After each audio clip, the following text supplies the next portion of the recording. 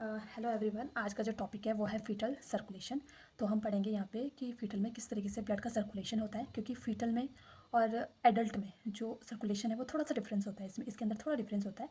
तो अब बात करते हैं फीटल सर्कुलेशन की। सबसे पहले हम बात करते हैं जो सर्कुलेशन है वो प्लेसेंटा से स्टार्ट होता है।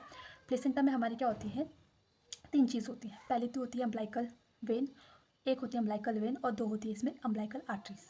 ठीक है, तो ये इंपॉर्टेंट है कि कितनी आर्टरीज होती है, क्योंकि स्टार्टिंग में जब अगर हम आर्टरीज की बात करेंगे ब्लड वेसल्स की, तो चार होती है। बट आगे ड्यू टू ऑर्गेनोजेनेसिस क्या हो जाता है, ये हमारी जो अम्बलाइकल वेन है एक वो डिसअपेयर हो जाती है ड्यू टू ऑर्गेनोजेनेसिस। तो इस वजह से क्या हो जाती है, तीन यहाँ पे रह जाती है, दो हमारी आर्टरीज अम्बलाइकल आर्टरीज और एक हमारी अम्बलाइकल वेन। ठीक है, तो अब क्या होता है कि अम्बलाइकल यहाँ पे ये एक्सेप्शन है, क्योंकि यहाँ पे अम्बलाइकल वेन के थ्रू ऑक्सीजन ब्लड सप्लाई होता है, जबकि अगर हम एडल्ट की बात करेंगे तो वहाँ पे ये नहीं होता है। वहाँ पे हमारी आर्टरीज के थ्रू ऑक्सीजनेटेड ब्लड सप्लाई होता है, वेन के through D oxygen blood supply होता है ना। तो फीटस में थोड़ा सा जो सर्कुलेशन है वो थोड़ा सा डिफरेंस है। सबसे पहले बात करते हैं यहाँ पे अम्बलाइकल वेन। प्लेसेंटा से हमारे अम्बलाइकल वेन निकलती है, जिसमें हमारा ऑक्सीजन जो होता है वो 80% सेचुरेशन होता है। ठीक है, तो ये अम्बलाइकल वेन से ऑक्सीजन आया। सबसे पहला जो होता है, फर्स्टली ये जो ब्लड है वो हमारे क्या है, लीवर में जाके सप्लाई होता है। ठीक है, लीवर में ये क्या होगा, फर्स्टली सप्लाई होता है। ठीक, नेक्स्ट क्या होता है कि हमारी जो अम्बलाइकल वेन है, फिर वहाँ से लीवर से क्या होती है, हमारी लीवर में वैसे भी पोर्टल वेन के थ्रू ब्लड सर्कुलेशन होता है ना, ब्लड का ट्रांसफर होता है। ठीक है, तो पोर्टल वेन दो ब्रांचेस में डिवाइड होती है वहाँ पे, लेफ्ट एंड राइट ब्रांच। तो राइट ब्रांच में जाकर के अम्बलाइकल वेन कनेक्ट होती है। फिर वहाँ से जो ब्लड है फिर वो मिक्स होकर कहाँ जाता है, तो वो जाता है इन्फीरियर वेना केवा। अब इन्फीरियर वेना केवा कहाँ क्या करती है, तो ये हमारा जो है लोअर पार्ट से जो भी ब्लड होता है वो कहाँ ले जाती है, हमारे राइट आर्टरी में जो वो ट्रांसफ़र करने का काम करती है। तो ये क्या करता है, अम्बलाइकल वेन ब्लड को कहाँ डालता है, इन्फीरियर वेना केवा में। अब किसके थ्रू, तो यहाँ पे हमारा फर्स्ट बाईपास चैनल होता है हमारा इन्फीरियर वेना केवा और इन्फीरियर वेना केवा के, और इसके बीच में एक बाईपास चैनल होता है डक्टस वेनोसिस। ठीक है, उसके थ्रू क्या होता है, हमारा जो ब्लड है अम्बलाइकल वेन से इन्फीरियर वेना केवा में आता है through the this bypass channel, जिसको डक्टस वेनोसिस बोलते हैं। यहाँ पे जो हमारा ऑक्सीजन का लेवल है वो 70% रह जाता है, ऑक्सीजन सेचुरेशन। ठीक है, अब यहाँ से ब्लड इधर आया, फिर कि क्या कहाँ जाएगा, अब क्योंकि इन्फीरियर वेना के बाद ब्लड को कहाँ ले जाती है, राइट आर्टरी में ले जाती है।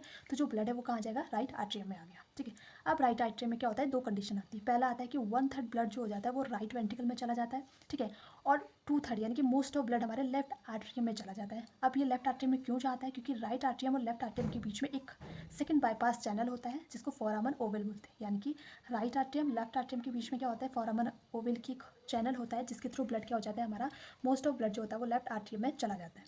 ठीक है, यहाँ तक क्लियर। नेक्स्ट अब यहाँ की बात करते हैं, राइट वेंट्रिकल में ब्लड आया। अब ब्लड जो होता है वो कहाँ जाता है, पल्मोनरी ट्रंक में जाता है। पल्मोनरी ट्रंक से कहाँ जाएगा, हमारे लंग्स में जाता है, बट हमारे लंग्स यहाँ पे फंक्शनल नहीं है। ठीक है, तो ब्लड क्या है वो पल्मोनरी आर्टरी से हमारा क्या हो जाता है, कनेक्शन होता है कहाँ, आर्च ऑफ अयोटा में। तो ये जो है आर्च ऑफ अयोटा में कनेक्शन होता है। तो यहाँ पे हमारा थर्ड बाईपास चैनल होता है पल्मोनरी आर्टरी और आर्च ऑफ अयोटा के बीच में थर्ड बाईपास चैनल होता है, जिसको बोलते हैं डक्टस आर्टरियोसिस। तो डक्टस आर्टरियोसिस के थ्रू जो है वो पल्मोनरी आर्टरी से जो हमारा ब्लड आया है, 1/3 ब्लड जो था वो हमारे कहाँ चला जाएगा, आर्च ऑफ अयोटा में चला जाता है। ठीक है, देन हमने बात करी जो ब्लड है वो आर्च ऑफ अयोटा में आया। अब अयोटा की बहुत सारी ब्रांचेज हैं जिसके बारे में हम पढ़ते हैं। अब अयोटा से क्या होती है, हमारी थोरेसिस अयोटा होती है। फिर थोरेसिस अयोटा से एब्डोमिनल अयोटा में एब्डोमिनल अयोटा में ब्लड जाता है। फिर अब एब्डोमिनल अयोटा के अब दो उसमें डिवाइड होती है, एक लेफ्ट इलियक आर्टरी और एक राइट इलियक आर्टरी। जो लेफ्ट इलियक आर्टरी ये भी अब दो ब्रांच में डिवाइड होती है, external left iliac artery, internal left iliac artery. ठीक है, अब ये जो राइट इलियक आर्टरी ये दो में डिवाइड हो जाता है, internal right iliac artery, external right iliac artery. अब क्या होता है, जो ये इंटरनल लेफ्ट इलियक आर्टरी और इंटरनल राइट इलियक आर्टरी ये दोनों मिलकर के में हाइपोगैस्ट्रिक आर्टरी बनाती है। यानी कि क्या किस में मिलती है, हाइपोगैस्ट्रिक आर्टरीज में मिलती है। 50 से 60% यहाँ पे ऑक्सीजन सेचुरेशन रहता है, हो जाता है ब्लड उसका ऑक्सीजन। ठीक है, उसके बाद ये हाइपोगैस्ट्रिक आर्टरी क्या होती है, ओपन होती है umbilical cord through the two arteries. यानी कि अभी हमारी अम्बलाइकल आर्टरी में ओपन होती है, दो अम्बलाइकल आर्टरी में, जो हमारी कहाँ जाएगी, सीधे हमारी प्लेसेंटा की ओर जाती है और वहाँ से ये बच्चे तक पहुँचता है ऑक्सीजनेटेड ब्लड। नेक्स्ट बात कर लेते हैं हम इसके बाईपास चैनल्स की, कुछ पॉइंट्स हैं इसमें। जैसे सबसे पहले बात करते हैं डक्टस वेनोसिस। डक्टस वेनोसिस हमारा कनेक्शन होता है बिटवीन किसके, अम्बलाइकल वेन और आईवीसी, यानी कि इन्फीरियर वेना केवा के बीच का कनेक्शन होता है डक्टस वेनोसिस। क्लोजिंग टेक देख लेते हैं कि एनाटॉमिकली अगर इसको बोला जाए तो 1 वीक में क्लोज हो जाता है, ये 1 वीक में क्लोज होती है। और अगर फिजियोलॉजिकल क्लोजिंग बोले, यानी कि अगर फिजियोलॉजिकल मतलब वो फंक्शन जो कर रही है जिस चीज़ के लिए, तो वो विदिन 5 मिनट के आफ्टर बर्थ 5 मिनट ये क्लोज हो जाती है। रेमिनेंट यानी कि उसके बाद ये किस में कन्वर्ट हो जाती है, तो ये लिगामेंटम वेनोसम इसको बोला जाता है, इसमें कन्वर्ट हो जाती है। ठीक है, नेक्स्ट आता है डक्टस आर्टरियोसिस। ये कनेक्शन होता है पल्मोनरी आर्टरी और आर्च ऑफ अयोटा के बीच का। इसकी क्लोजिंग डेट की अगर बात करें तो क्लोजिंग की बात करें तो एनाटॉमिकल जो क्लोजिंग होती है वो 1 मंथ में हो जाती है।